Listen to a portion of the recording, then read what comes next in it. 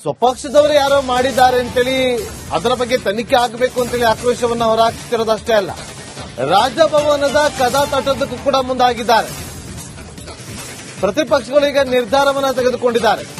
CBI ತನಿಖೆಗೆ ಆಗ್ರಹಿಸಿ ರಾಜಭವನಕ್ಕೆ ಪಾದಯಾತ್ರೆ ಹೋಗೋದಕ್ಕೆ ತೀರ್ಮಾನವನ್ನ ಮಾಡಿದ್ದಾರೆ. ಪಾದಯಾತ್ರೆ ಮೂಲಕ ತೆರಳಿ ರಾಜ್ಯಪಾಲರಿಗೆ ಮನವಿಯನ್ನು ಮಾಡಿಕೊಳ್ಳೋದಕ್ಕೆ ಮುಂದಾಗ್ತಿದ್ದಾರೆ.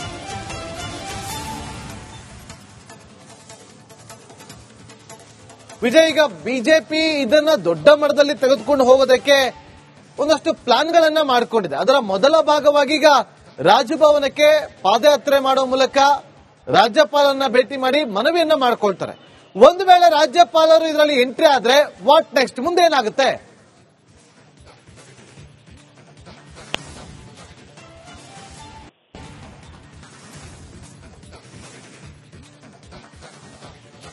ಸಂಪರ್ಕ ಕಡಿತ ಆಗಿದೆ. ಮತ್ತೊಮ್ಮೆ ಸಂಪರ್ಕ ಮಾಡುವಂತ ಪ್ರಯತ್ನವನ್ನ ಮಾಡ್ತೀವಿ.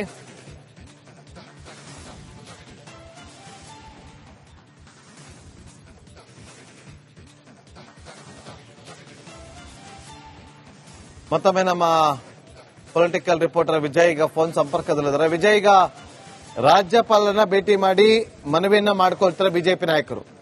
ರಾಜ್ಯಪಾಲರು ಎಂಟ್ರಿ ಆದ್ರೆ ವಾಟ್ ನೆಕ್ಸ್ಟ್, ಮುಂದೆ ಏನಾಗುತ್ತೆ?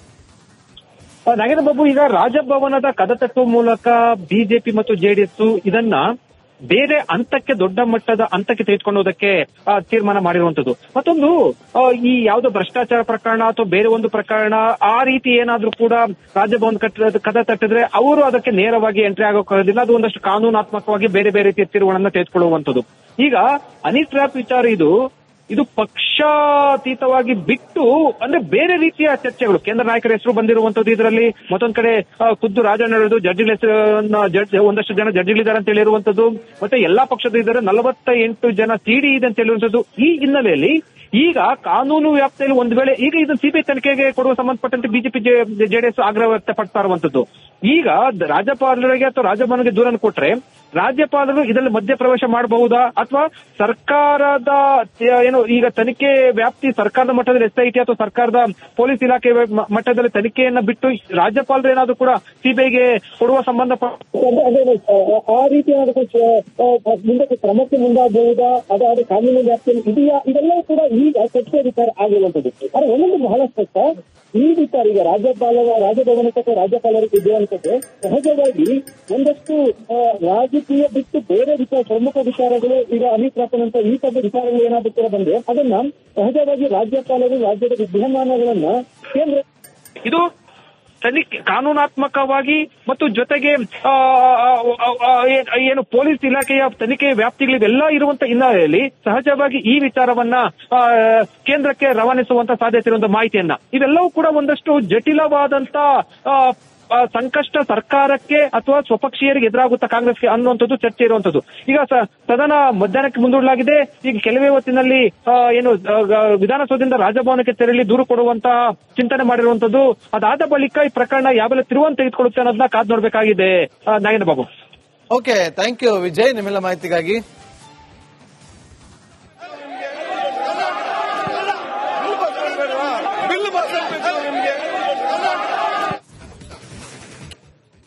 ಸ್ವಪಕ್ಷದವರು ಯಾರೋ ಮಾಡಿದ್ದಾರೆ ಅಂತೇಳಿ ಅದರ ಬಗ್ಗೆ ತನಿಖೆ ಆಗಬೇಕು ಅಂತೇಳಿ ಆಕ್ರೋಶವನ್ನು ಹೊರಹಾಕ್ತಿರೋದಷ್ಟೇ ಅಲ್ಲ, ರಾಜಭವನದ ಕದ ತಟ್ಟೋದಕ್ಕೂ ಕೂಡ ಮುಂದಾಗಿದ್ದಾರೆ.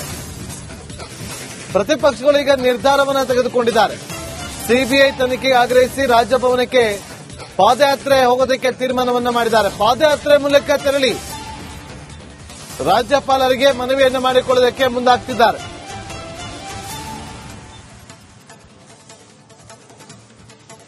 ವಿಜಯ್, ಈಗ ಬಿಜೆಪಿ ಇದನ್ನ ದೊಡ್ಡ ಮಟ್ಟದಲ್ಲಿ ತೆಗೆದುಕೊಂಡು ಹೋಗೋದಕ್ಕೆ ಒಂದಷ್ಟು ಪ್ಲಾನ್ಗಳನ್ನ ಮಾಡಿಕೊಂಡಿದೆ. ಅದರ ಮೊದಲ ಭಾಗವಾಗಿ ಈಗ ರಾಜಭವನಕ್ಕೆ ಪಾದಯಾತ್ರೆ ಮಾಡೋ ಮೂಲಕ ರಾಜ್ಯಪಾಲರನ್ನ ಭೇಟಿ ಮಾಡಿ ಮನವಿಯನ್ನ ಮಾಡಿಕೊಳ್ತಾರೆ. ಒಂದು ವೇಳೆ ರಾಜ್ಯಪಾಲರು ಇದರಲ್ಲಿ ಎಂಟ್ರಿ ಆದ್ರೆ ವಾಟ್ ನೆಕ್ಸ್ಟ್, ಮುಂದೆ ಏನಾಗುತ್ತೆ?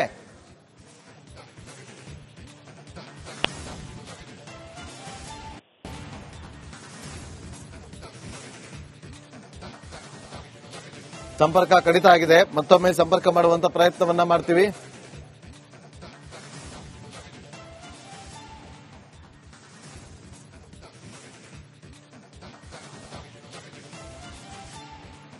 ಮತ್ತೊಮ್ಮೆ ನಮ್ಮ ಪೊಲಿಟಿಕಲ್ ರಿಪೋರ್ಟರ್ ವಿಜಯ್ ಈಗ ಫೋನ್ ಸಂಪರ್ಕದಲ್ಲಿದ್ದಾರೆ. ವಿಜಯ್, ಈಗ ರಾಜ್ಯಪಾಲರನ್ನ ಭೇಟಿ ಮಾಡಿ ಮನವಿಯನ್ನ ಮಾಡ್ಕೊಳ್ತಾರೆ ಬಿಜೆಪಿ ನಾಯಕರು. ರಾಜ್ಯಪಾಲರು ಎಂಟ್ರಿ ಆದ್ರೆ ವಾಟ್ ನೆಕ್ಸ್ಟ್, ಮುಂದೆ ಏನಾಗುತ್ತೆ? ನಾಗೇಂದ್ರ ಬಾಬು, ಈಗ ರಾಜಭವನದ ಕದ ತಟ್ಟುವ ಮೂಲಕ ಬಿಜೆಪಿ ಮತ್ತು ಜೆಡಿಎಸ್ ಇದನ್ನ ಬೇರೆ ಹಂತಕ್ಕೆ, ದೊಡ್ಡ ಮಟ್ಟದ ಹಂತಕ್ಕೆ ತೆಗೆದುಕೊಳ್ಳುವುದಕ್ಕೆ ತೀರ್ಮಾನ ಮಾಡಿರುವಂತದ್ದು. ಮತ್ತೊಂದು, ಈ ಯಾವುದೋ ಭ್ರಷ್ಟಾಚಾರ ಪ್ರಕರಣ ಅಥವಾ ಬೇರೆ ಒಂದು ಪ್ರಕರಣ ಆ ರೀತಿ ಏನಾದ್ರೂ ಕೂಡ ರಾಜಭವನ ಕದ ತಟ್ಟಿದ್ರೆ ಅವರು ಅದಕ್ಕೆ ನೇರವಾಗಿ ಎಂಟ್ರಿ ಆಗೋಕ್ಕಾಗೋದಿಲ್ಲ. ಅದು ಒಂದಷ್ಟು ಕಾನೂನಾತ್ಮಕವಾಗಿ ಬೇರೆ ಬೇರೆ ರೀತಿಯ ತೀರ್ಮಾನಗಳನ್ನ ತೆಗೆದುಕೊಳ್ಳುವಂತದ್ದು. ಈಗ ಹನಿ ಟ್ರ್ಯಾಪ್ ವಿಚಾರ ಇದು ಪಕ್ಷಾತೀತವಾಗಿ ಬಿಟ್ಟು ಅಂದ್ರೆ ಬೇರೆ ರೀತಿಯ ಚರ್ಚೆಗಳು, ಕೇಂದ್ರ ನಾಯಕರ ಹೆಸರು ಬಂದಿರುವಂತದ್ದು ಇದರಲ್ಲಿ. ಮತ್ತೊಂದ್ ಕಡೆ ಖುದ್ದು ರಾಜಣ್ಣ ಒಂದಷ್ಟು ಜನ ಜಡ್ಜಿಗಳಿದ್ದಾರೆ ಅಂತ ಹೇಳಿರುವಂತದ್ದು. ಮತ್ತೆ ಎಲ್ಲಾ ಪಕ್ಷದ ಇದ್ದಾರೆ, 48 ಜನ ಸಿಡಿ ಇದೆ ಅಂತ ಹೇಳಿರುವಂತದ್ದು. ಈ ಹಿನ್ನೆಲೆಯಲ್ಲಿ ಈಗ ಕಾನೂನು ವ್ಯಾಪ್ತಿಯಲ್ಲಿ ಒಂದು ವೇಳೆ ಈಗ ಇದು ಸಿಬಿಐ ತನಿಖೆಗೆ ಕೊಡುವ ಸಂಬಂಧಪಟ್ಟಂತೆ ಬಿಜೆಪಿ ಜೆಡಿಎಸ್ ಆಗ್ರಹ ವ್ಯಕ್ತಪಡ್ತಾ ಇರುವಂತದ್ದು. ಈಗ ರಾಜ್ಯಪಾಲರಿಗೆ ಅಥವಾ ರಾಜಭವನಕ್ಕೆ ದೂರನ್ನು ಕೊಟ್ರೆ ರಾಜ್ಯಪಾಲರು ಇದರಲ್ಲಿ ಮಧ್ಯಪ್ರವೇಶ ಮಾಡಬಹುದಾ, ಅಥವಾ ಸರ್ಕಾರದ ಈಗ ತನಿಖೆ ವ್ಯಾಪ್ತಿ ಸರ್ಕಾರದ ಮಟ್ಟದಲ್ಲಿ ಎಸ್ಐಟಿ ಅಥವಾ ಸರ್ಕಾರದ ಪೊಲೀಸ್ ಇಲಾಖೆ ಮಟ್ಟದಲ್ಲಿ ತನಿಖೆಯನ್ನ ಬಿಟ್ಟು ರಾಜ್ಯಪಾಲರು ಏನಾದ್ರು ಕೂಡ ಸಿಬಿಐಗೆ ಕೊಡುವ ಸಂಬಂಧಪಟ್ಟ ಆ ರೀತಿ ಮುಂದಕ್ಕೆ ಕ್ರಮಕ್ಕೆ ಮುಂದಾಗಬಹುದಾ, ಅದಾದ ಕಾನೂನು ವ್ಯಾಪ್ತಿಯಲ್ಲಿ ಇದೆಯಾ, ಇದೆಲ್ಲವೂ ಕೂಡ ಈಗ ಚರ್ಚೆ ವಿಚಾರ ಆಗಿರುವಂತದ್ದು. ಆದರೆ ಒಂದೊಂದು ಬಹಳ ಸ್ಪಷ್ಟ, ಈ ವಿಚಾರ ಈಗ ರಾಜಭವನಕ್ಕೆ ಅಥವಾ ರಾಜ್ಯಪಾಲರಿಗೆ ಇರುವಂತದ್ದು ಸಹಜವಾಗಿ ಒಂದಷ್ಟು ರಾಜಕೀಯ ಬಿಟ್ಟು ಬೇರೆ ಪ್ರಮುಖ ವಿಚಾರಗಳು ಈಗ ಅನಿತ್ರಾಪನಂತ ಈ ಸಭೆ ವಿಚಾರಗಳು ಏನಾದರೂ ಕೂಡ ಬಂದ್ರೆ ಅದನ್ನ ಸಹಜವಾಗಿ ರಾಜ್ಯಪಾಲರು ರಾಜ್ಯದ ವಿದ್ಯಮಾನಗಳನ್ನ ಕೇಂದ್ರ ಇದು ತನಿಖೆ ಕಾನೂನಾತ್ಮಕವಾಗಿ ಮತ್ತು ಜೊತೆಗೆ ಏನು ಪೊಲೀಸ್ ಇಲಾಖೆಯ ತನಿಖೆಯ ವ್ಯಾಪ್ತಿಗಳಿವೆಲ್ಲ ಇರುವಂತ ಹಿನ್ನೆಲೆಯಲ್ಲಿ ಸಹಜವಾಗಿ ಈ ವಿಚಾರವನ್ನ ಕೇಂದ್ರಕ್ಕೆ ರವಾನಿಸುವಂತ ಸಾಧ್ಯತೆ ಇರುವಂತ ಮಾಹಿತಿಯನ್ನ ಇವೆಲ್ಲವೂ ಕೂಡ ಒಂದಷ್ಟು ಜಟಿಲವಾದಂತ ಸಂಕಷ್ಟ ಸರ್ಕಾರಕ್ಕೆ ಅಥವಾ ಸ್ವಪಕ್ಷೀಯರಿಗೆ ಎದುರಾಗುತ್ತಾ ಕಾಂಗ್ರೆಸ್ಗೆ ಅನ್ನುವಂಥದ್ದು ಚರ್ಚೆ ಇರುವಂತದ್ದು. ಈಗ ಸದನ ಮಧ್ಯಾಹ್ನಕ್ಕೆ ಮುಂದೂಡಲಾಗಿದೆ.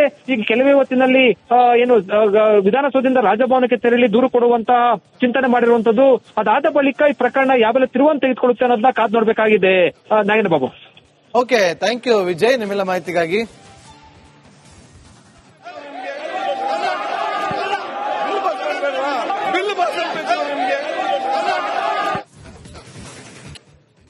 ಸ್ವಪಕ್ಷದವರು ಯಾರೋ ಮಾಡಿದ್ದಾರೆ ಅಂತೇಳಿ ಅದರ ಬಗ್ಗೆ ತನಿಖೆ ಆಗಬೇಕು ಅಂತೇಳಿ ಆಕ್ರೋಶವನ್ನು ಹೊರಹಾಕ್ತಿರೋದಷ್ಟೇ ಅಲ್ಲ, ರಾಜಭವನದ ಕದ ತಟ್ಟೋದಕ್ಕೂ ಕೂಡ ಮುಂದಾಗಿದ್ದಾರೆ. ಪ್ರತಿಪಕ್ಷಗಳು ಈಗ ನಿರ್ಧಾರವನ್ನ ತೆಗೆದುಕೊಂಡಿದ್ದಾರೆ. ಸಿಬಿಐ ತನಿಖೆಗೆ ಆಗ್ರಹಿಸಿ ರಾಜಭವನಕ್ಕೆ ಪಾದಯಾತ್ರೆ ಹೋಗೋದಕ್ಕೆ ತೀರ್ಮಾನವನ್ನ ಮಾಡಿದ್ದಾರೆ. ಪಾದಯಾತ್ರೆ ಮೂಲಕ ತೆರಳಿ ರಾಜ್ಯಪಾಲರಿಗೆ ಮನವಿಯನ್ನು ಮಾಡಿಕೊಳ್ಳೋದಕ್ಕೆ ಮುಂದಾಗ್ತಿದ್ದಾರೆ.